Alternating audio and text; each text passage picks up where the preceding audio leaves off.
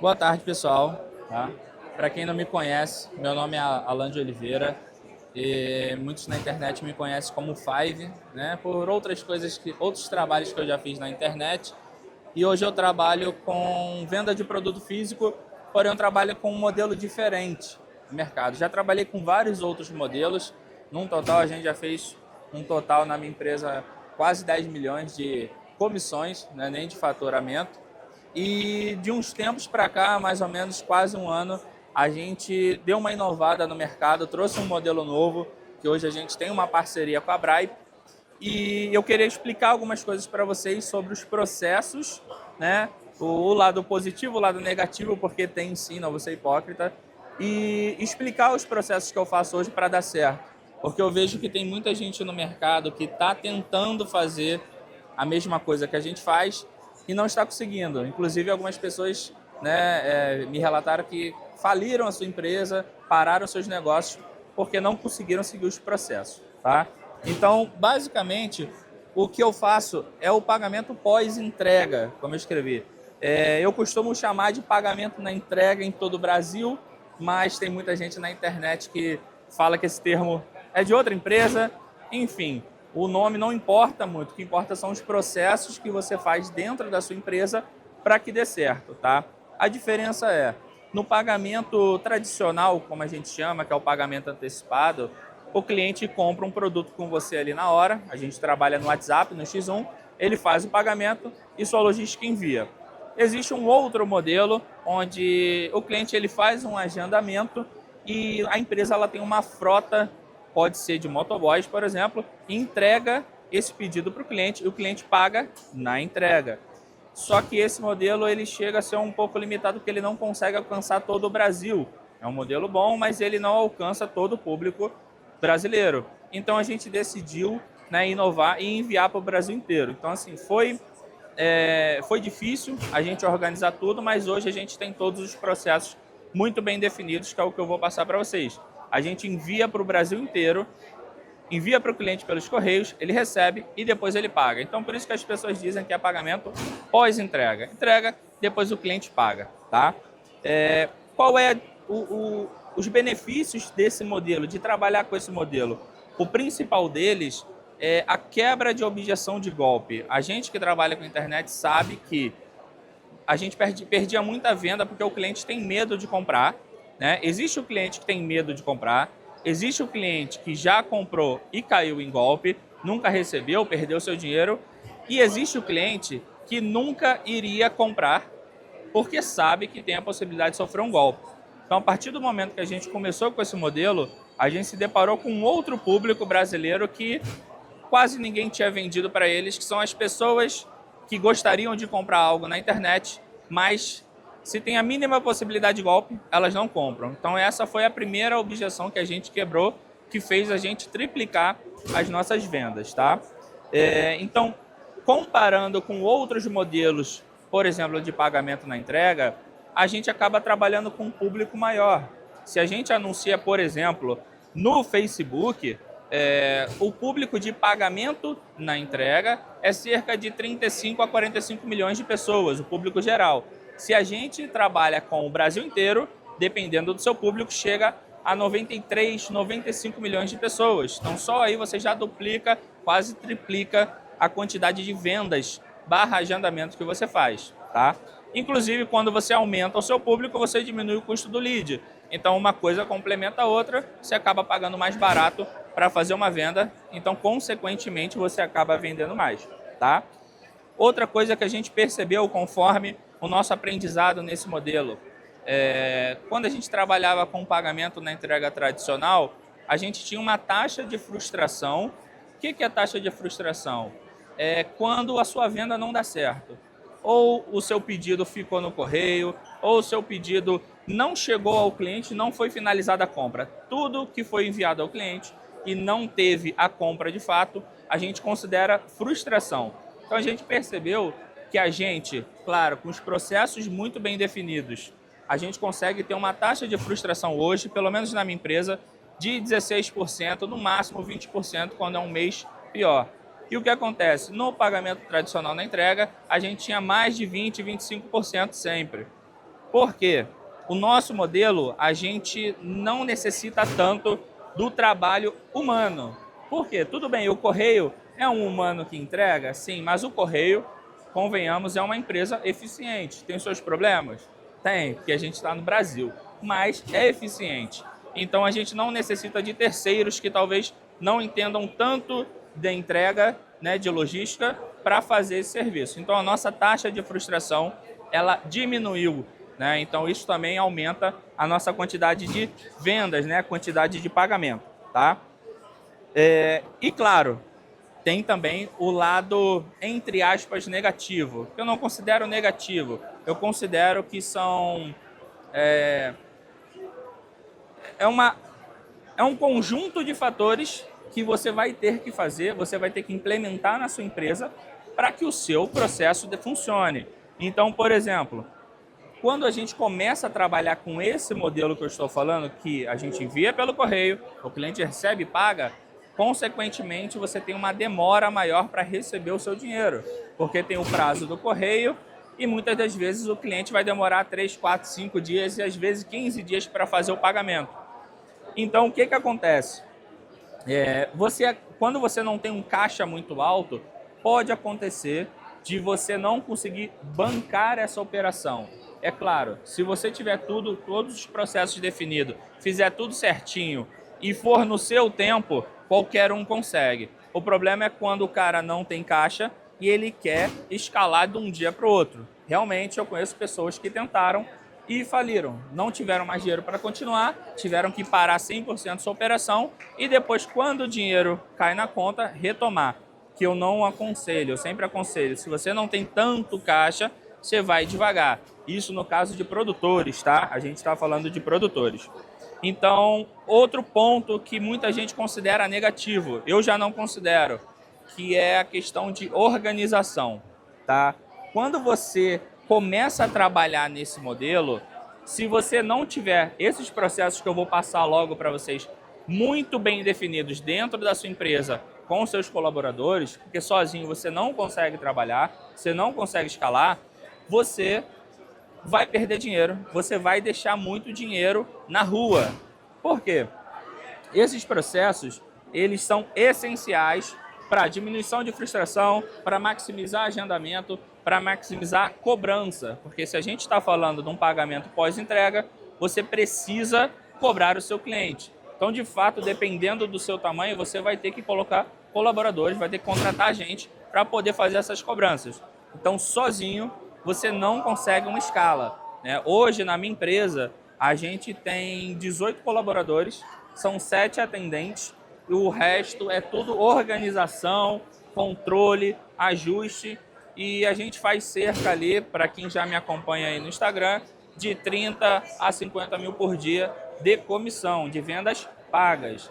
Então, só um exemplo, só a minha equipe interna, a gente faz cerca de 70 a 90 vendas por dia. Então, eu preciso de muitas pessoas para controlar, para não deixar que essa venda o cliente receba e passe despercebido, passe 15, 20 dias e ninguém cobrou esse cliente. Então, a gente precisa organizar e esses processos de organização é o que eu vou mostrar para vocês, tá?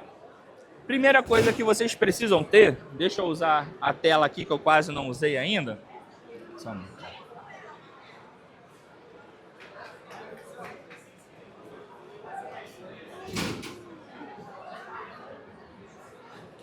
Primeira coisa que vocês têm que ter em mente é que quando você entra no digital, você não tem que pensar numa renda extra. Você tem que pensar que você vai construir um negócio, você vai construir uma empresa.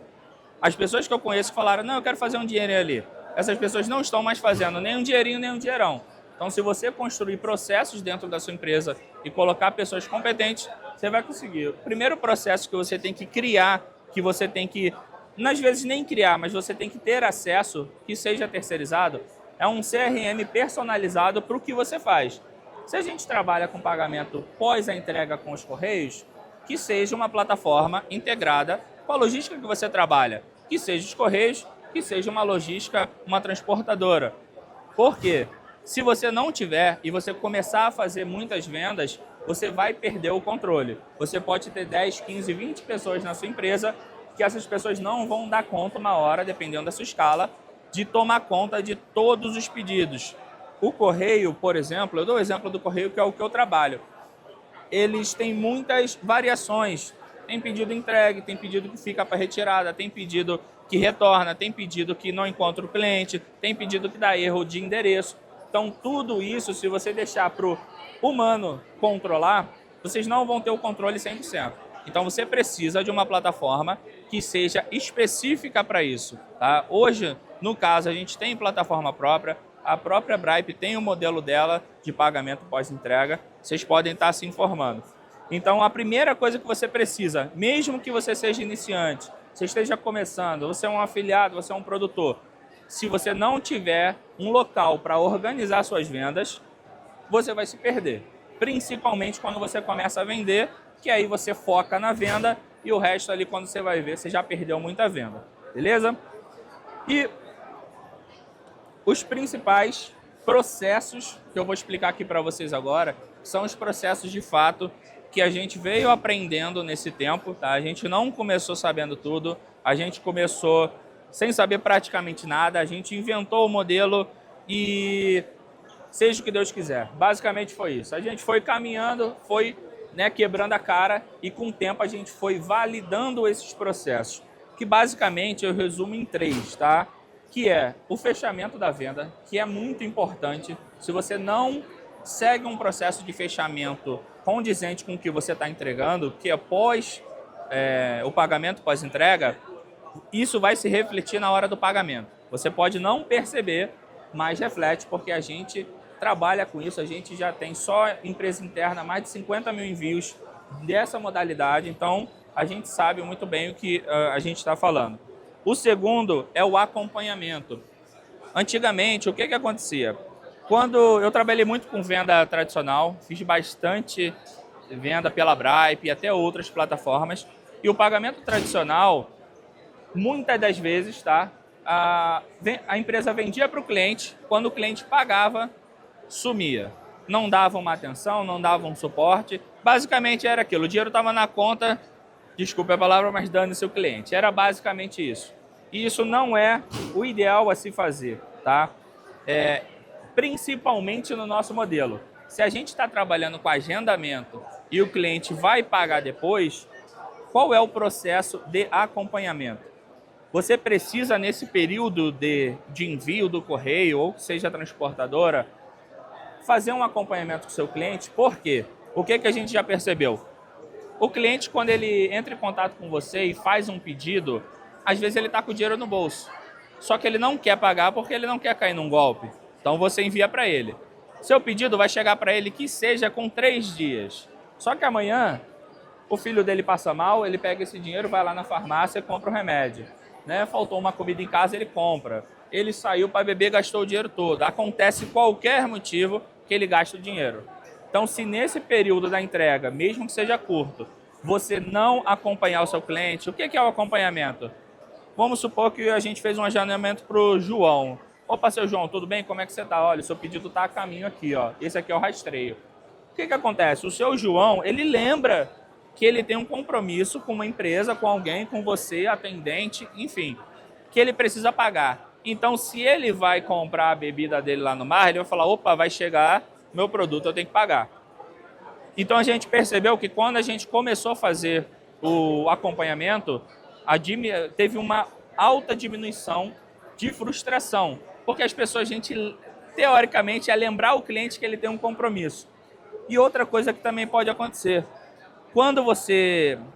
esse modelo ele ainda não está tão grande aqui no Brasil. Algumas pessoas estão fazendo, tem até algumas pessoas que estão aqui que eu conheço que já fazem. Só que muita gente ainda trabalha no modelo tradicional e outros modelos. E o que acontece? O cliente, normalmente, os nossos clientes são pessoas mais velhas, tá?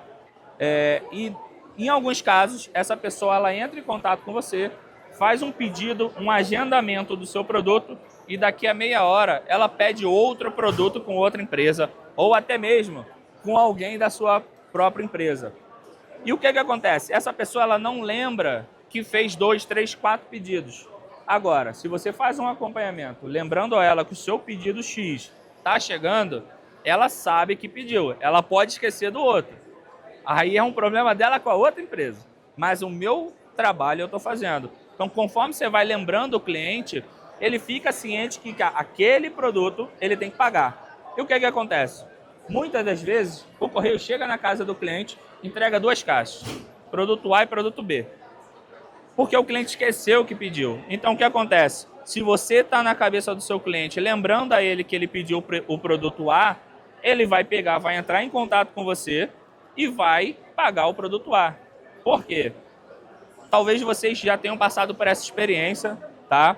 Não são todas as pessoas, mas algumas pessoas, normalmente as pessoas mais idosas que compram esse produto, tá? Não estou generalizando. Elas enviam muitas mensagens no WhatsApp, mensagens de Deus, mensagens, fotinhas e tudo mais. E uma coisa que eu percebi é, essas pessoas enviam essas mensagens para as últimas pessoas que conversaram com ela.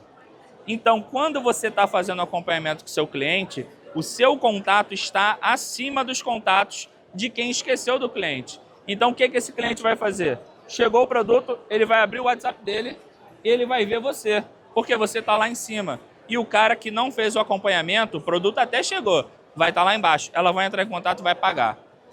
Isso não é errado. Isso é o mercado, é a concorrência de mercado. Infelizmente acontece. O cliente pode pedir com uma empresa e com outra. Então, se você seguir os processos muito bem definidos, tá? Ou você terceirizar, né? Terceirizar não, contratar pessoas para fazer, não tem erro. A sua frustração vai ser muito baixa. A gente sabe disso porque a gente já trabalhou sem acompanhamento. Então, a nossa frustração chegou a passar de 30% e só com o acompanhamento já diminuiu 10%. Porque é todo um aglomerado de processos que você seguir, sua frustração vai lá embaixo, tá? E o terceiro ponto é a cobrança. Que a cobrança, vamos dizer que é um dos processos mais importantes. Porque o que eu estou vendo gente fazer nesse mercado? A pessoa, ela agenda, ela consegue acertar um bom criativo, uma boa oferta e ela começa a fazer muita venda. Só que, como ela não conhece o mercado, ela imagina que as pessoas vão pagar. E muitas das vezes as pessoas, os clientes não pagam, não é na maldade. É por esquecimento e algumas vezes, óbvio, na maldade. Mas às vezes não pagam. E ela fica rezando para aquele dinheiro voltar. Você está enviando produto, você está gastando com frete o produto e esse dinheiro demora um pouquinho para voltar. Se você não cobrar, se você não tiver um processo de cobrança, não vai dar certo. E eu não digo cobrar oi, bom dia, seu João. O produto chegou, faz o pagamento e tchau. Não é isso. Isso não é um processo de cobrança. É uma cobrança comum.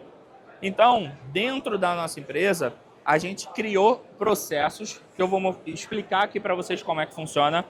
Não vou falar para vocês que é o melhor processo do mundo, mas é o que a gente faz e é o que conseguiu abaixar muito a nossa frustração.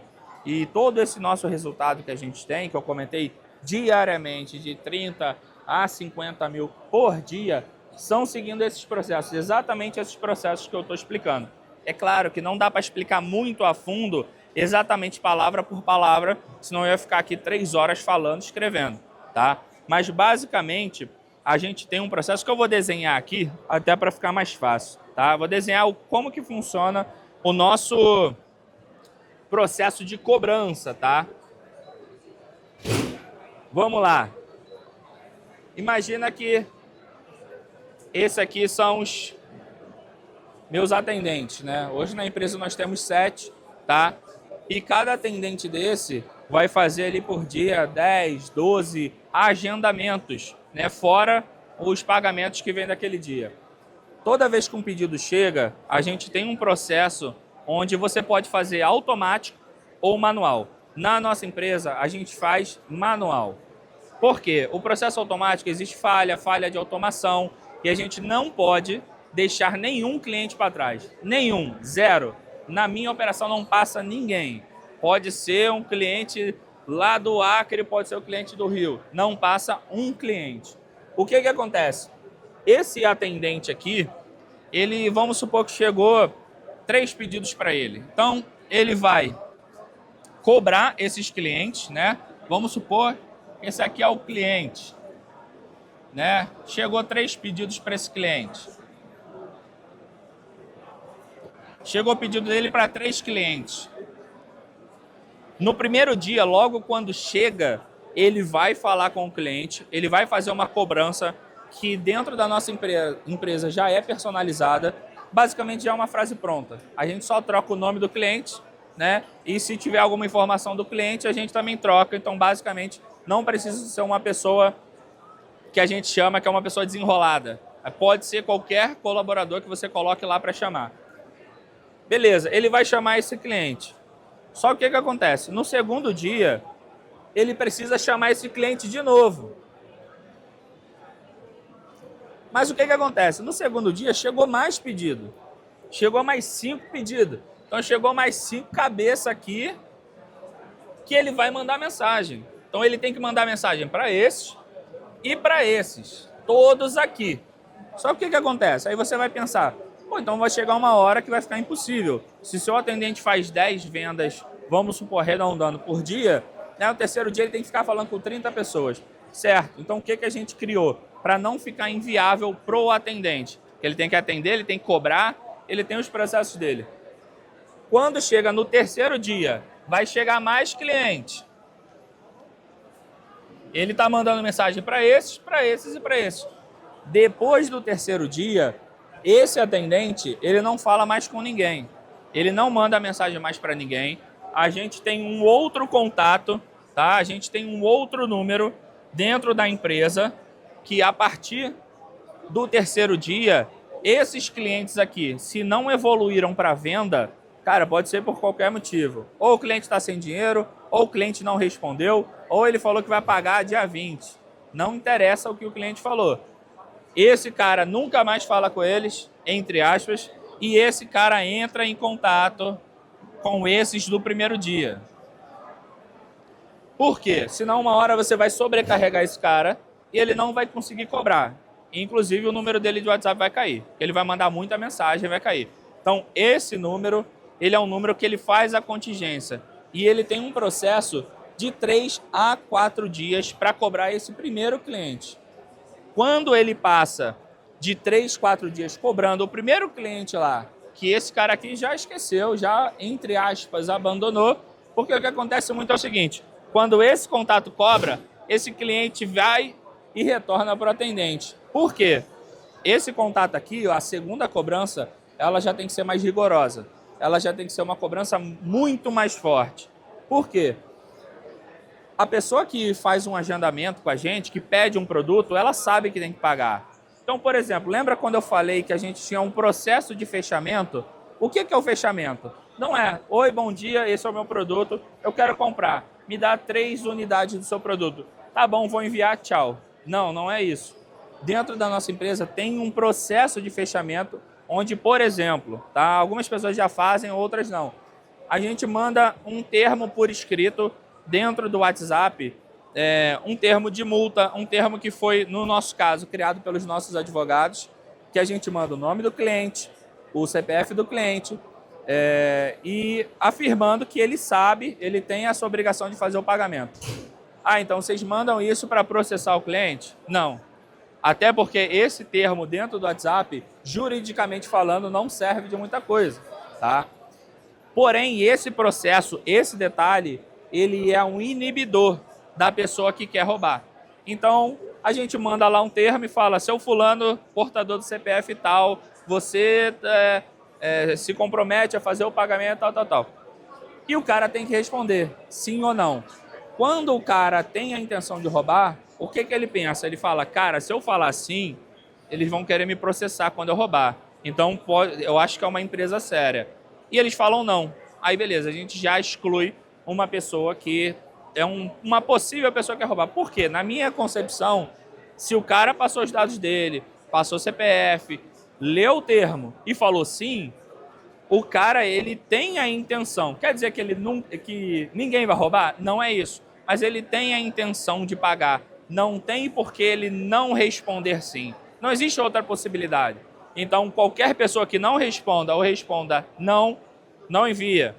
E isso é um processo dentro da minha empresa. Se o cliente não passa o CPF dele, que eu sei que quem trabalha aqui com venda sabe que é difícil, mas a gente pede de uma maneira legal para o cliente. Se ele não passa, a gente também não vende. Por quê? O cliente ele não pode ter medo, porque ele não está caindo num golpe. Ele vai passar o CPF dele, ele vai receber o produto em casa. E caso ele tenha a objeção de, vou passar meu CPF, vamos comprar isso, aquilo, a gente explica da melhor maneira para o cliente que isso não existe. Inclusive, já teve casos, né, que todo mundo que sabe como é que funciona, a gente consegue todos os dados do cliente, inclusive o CPF. Então, muitos casos, a gente explica, olha, seu fulano, o CPF ele não serve de muita coisa, a gente consegue qualquer dado. A gente pede para o senhor confirmar os seus dados e tudo mais. E muitas das vezes o cliente mesmo vai lá, passa o CPF. Então, isso não é para a gente ter os dados do cliente e processar. A gente pode processar? Pode.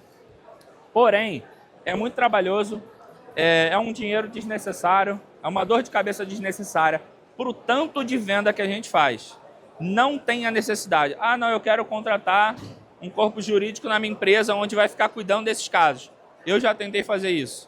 Tá? Eu tenho um escritório de advocacia, que inclusive é indicado de um amigo meu que está aqui, que vai palestrar depois de mim. Escritório muito bom. E mesmo assim não funciona. O próprio escritório de advocacia entrando em contato, fazendo a cobrança como manda a lei, vamos dizer assim, não funciona. Teria que ter muito algo a mais para a gente poder processar muito rápido esse cliente. Que seja um link onde ele entra e ele faz uma assinatura eletrônica, por exemplo. Mas, cara, se a gente implementar isso no nosso modelo, o tanto de venda que a gente vai deixar de fazer é absurda. Então, por exemplo, existem empresas que pegam o CPF do cliente, consulta no Juge.Brasil, consulta em outros sites e vê lá, esse cliente aqui está devendo. Não vou enviar. A gente envia para todo mundo. O cara pode estar devendo, o cara pode ser processado. Por quê? Eu já tive devendo, eu já devi aluguel, já devi empresa, cartão de crédito, eu já passei uma fase muito ruim da minha vida. E nem por isso, se eu fosse comprar algo na internet, eu iria deixar de pagar. Então existem sim pessoas honestas, mas no nosso Brasil a gente sabe que a gente não tem uma educação financeira. Então às vezes a pessoa se enrolou, mas ela necessita da solução que você tem. Então ela vai pagar. Então o que eu percebi é que as empresas que ficam podando os clientes, esse tem um processo, esse tem um nome sujo, esse aqui é feio, ela não vai vender, ela não vai conseguir vender, ela vai diminuir a quantidade de vendas e isso automaticamente ela vai ter uma percepção de que o modelo não vende. Então a gente faz a venda para todo mundo, né? Todo mundo entre aspas. Esse cara, hoje na minha empresa, ele é um número com 2 braços, tá? Então eu tenho 3 pessoas nesse número, pelo volume. Às vezes você está começando, você vai ter um carinha só que vai resolver. E no meio disso tudo da cobrança, a gente tem um terceiro número que a gente implementou há pouco tempo, que é o seguinte, porque no meu caso, eu tenho minha equipe interna, tenho 18 colaboradores, porém eu também tenho minha mentoria, eu tenho meus alunos, inclusive tem ex-alunos aqui e alunos. O que a gente faz? A gente também precisa cobrar essas pessoas. Então a gente tem um terceiro número de apoio. O que é esse terceiro número de apoio? Lembra que eu falei que esses processos são necessários para você não deixar passar nenhum cliente? O que aconteceu uma vez? Eu peguei um atendente meu, muito bom, ele cobrava muito bem, tirei ele do atendimento e criei um atendimento terceirizado, uma cobrança separada. Não deu certo. Apesar dos pedidos dele, ele cobrar muito bem, ele fazia muita venda e cobrava bem. Quando eu joguei ele só para cobrança, não deu certo. Então, o que virou esse cara aqui? Esse terceiro número, tá? Ele virou um apoio. Por exemplo, se eu tenho muito mentorado, aí o nome do meu mentorado é Felipe, o Felipe fez lá 30, 40 vendas e ele está cobrando. Aí tem cliente que paga no dia, tem cliente que paga daqui a 5 dias, 10 dias. Esse cara aqui, ele dá um apoio para esse cara. Ele vai mandar uma mensagem com 3 dias, ele vai mandar uma mensagem com 7 dias e ele vai mandar uma mensagem com 10 dias. Por quê? E essas mensagens não são cobranças fortes. Essa mensagem serve como o nosso acompanhamento, só que é um acompanhamento depois que a pessoa recebe. Porque o cliente, ele está com o produto na mão, mas ele está trabalhando, ele está cuidando de filho, ele está fazendo N coisas que, depois eu pago. Então, esse cara aqui, ele serve como suporte, não só para a minha equipe, quanto para os meus alunos. Porque quando é preciso, a gente joga ele para cá, porque a gente sabe o que acontece. Esse número pode cair. Então, às vezes esse número aqui, eles são 2 números, com uma pessoa só. Mas às vezes eles são 2 números, para ter uma contingência. Inclusive, na minha operação, estou falando da minha experiência, tá, gente? Esse cara aqui, que eu mostrei para vocês, eles são 3 números. Cada um desses aqui tem 3 números de atendimento. Tanto para fazer mais vendas, quanto para ter uma contingência do que, se esse número aqui cair, por algum motivo, porque a gente sabe que acontece, ele tem um outro local para chamar. E o que acontece num processo geral? Toda essa contingência desse cara aqui e desse cara aqui, elas servem para você ter um contato real com o lead. Por quê? Se esse lead comprou com esse e esse número cai, ele acha que morreu o assunto. Ele não precisa pagar para mais ninguém. Porém, você já entrou em contato aqui, você já entrou em contato aqui. Então, você tem um contato real que ele sabe que é da empresa. Por quê? Essa pessoa chama. Aí o lead vem aqui e fala, olha, me chamaram aqui um número tal. Não, é da empresa. Então, ele está em contato com a empresa.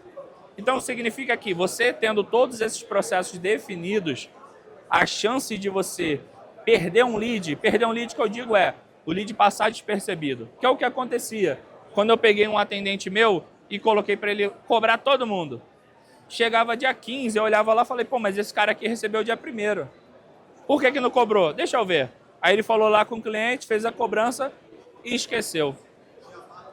E isso tudo engloba o CRM que eu falei lá no início. Se o CRM for bom, você sabe quem você cobrou, você sabe que tem que cobrar ele de novo. Se você está anotando um bloco de nota ou numa planilha, você vai se perder.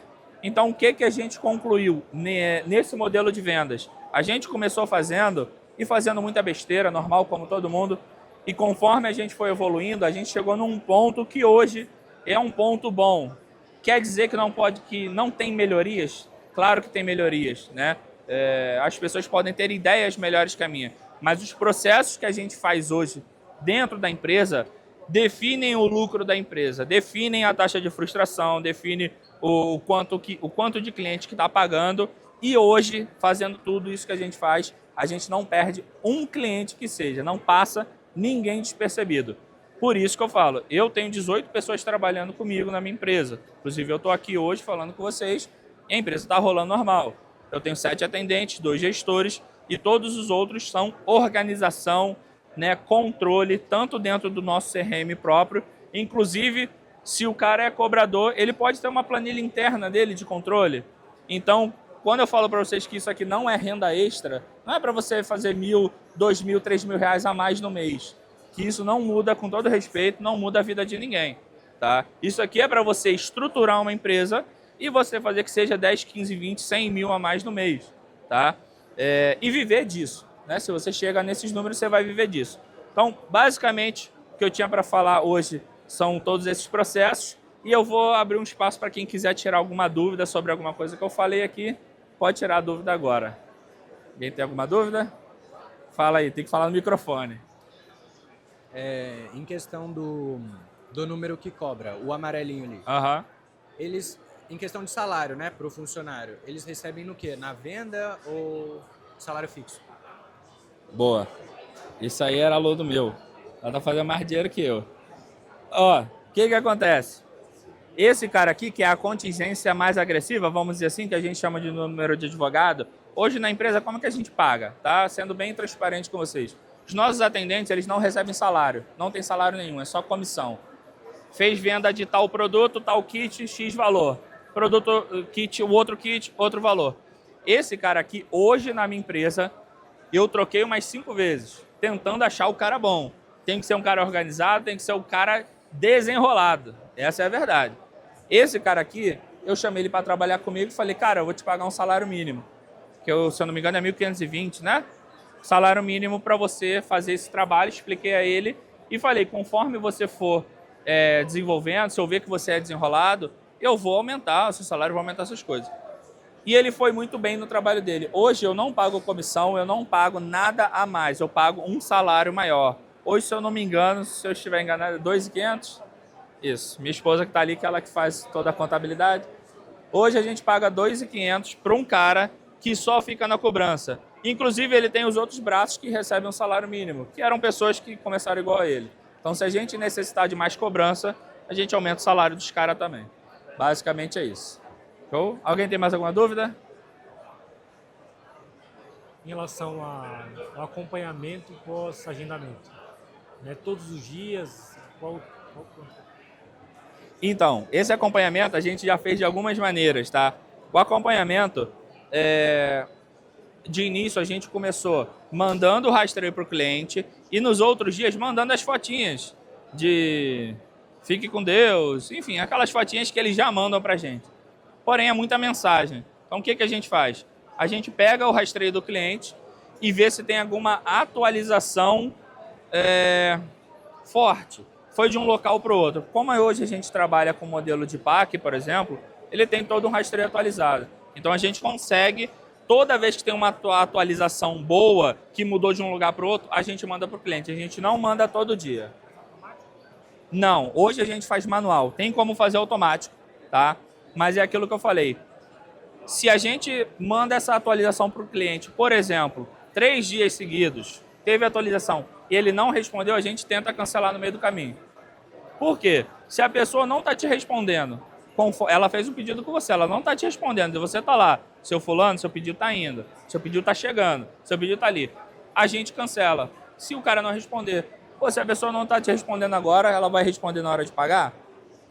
Provavelmente não. Então, não são todos os casos. Isso vai mais do feeling do atendente. O atendente que decide se vai enviar ou não. Como eu falei, a gente envia para todo mundo. Às vezes o cliente não vai responder, vai pagar. Mas os caras já ficam cientes, os atendentes, de que se não responder muito, vê a conversa da pessoa, vê se não foi uma conversa onde o cliente só falou sim, não, tá. Entendeu? Então tem um feeling do atendente para saber se esse cara tem a possibilidade de roubar. Então, às vezes, a gente cancela. E não envia mensagem todo dia. Alguém tem mais alguma dúvida? De novo. Em questão dos atendentes ali, cada atendente tem 3 números, né?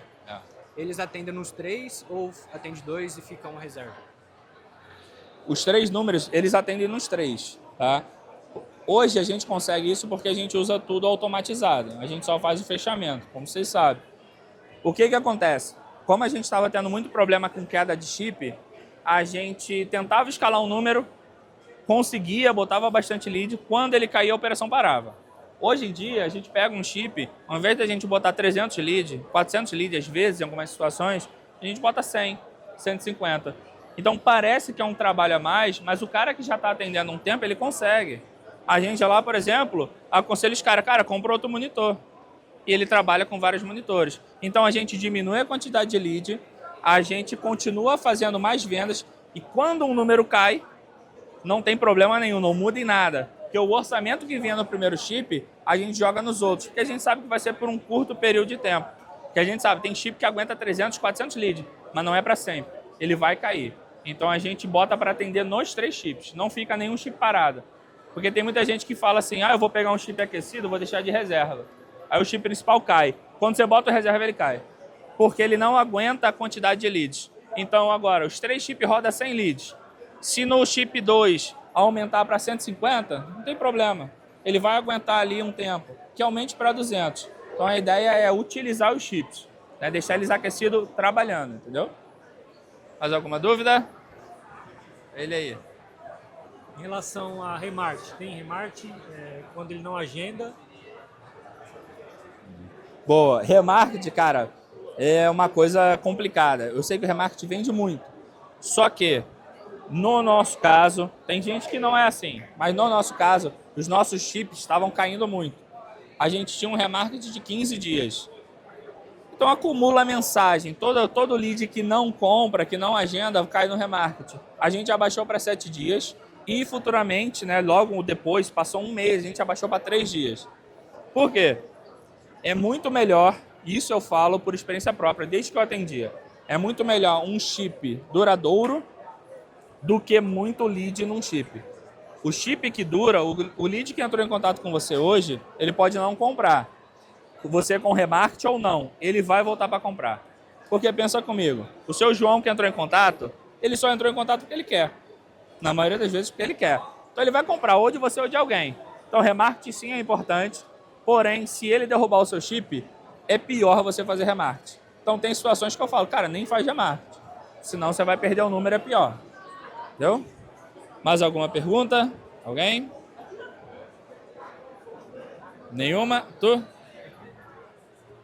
Nesse caso aí, Alan, da convenção, é mais na automação ou ligação? No caso que você diz meio que essa contingência, a gente, no fechamento de vendas, É mais na automação ou ligação? nenhum dos dois. É tudo manual. Então hoje eu tenho 7 atendentes, o funil desce todo 100% e no final o atendente pega para fazer o fechamento. Por quê? Existe a possibilidade de fazer automático? Existe. Mas eu sou uma pessoa que ainda acredito que o manual, o humano ali fazendo um fechamento, ele é muito mais personalizável do que uma automação. A automação vai ser inevitável. A gente vê como a automação está crescendo. Vai ter um dia que não vai dar para o ser humano. Hoje, o ser humano ainda é melhor, na minha opinião, tá? Cada um tem sua opinião. Minha opinião, o ser humano, no fechamento, o cara que está todo dia ali trabalhando, sabendo do produto mais... Hoje ele ainda é melhor que a automação. Mas a automação um dia vai ser melhor. Então é tudo manual. Tá? Uma dúvida? Nenhuma? Então é isso, gente. Muito obrigado, tá, pela presença de vocês aí, para esse tempo para me assistir. Qualquer coisa é só me chamar.